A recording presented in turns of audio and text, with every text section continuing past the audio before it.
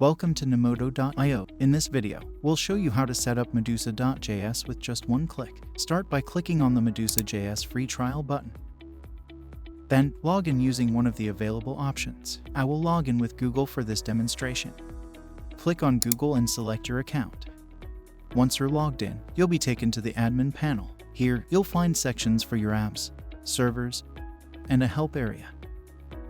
Click on Create a new MedusaJS, and then select Connect your GitHub. You'll see an Install button, click on it. After that, click on Install and Authorize. You'll be redirected back to the Nemodo app. Enter a name for your new app and click Create. Choose your hosting provider and region, then click on Deploy App. The installation process will begin, and you'll be able to view the installation logs.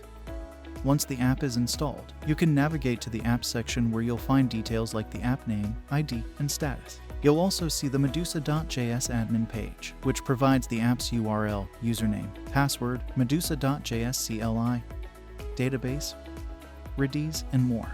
In the Deploys section, you'll find information such as creation date, status, commit, and actions.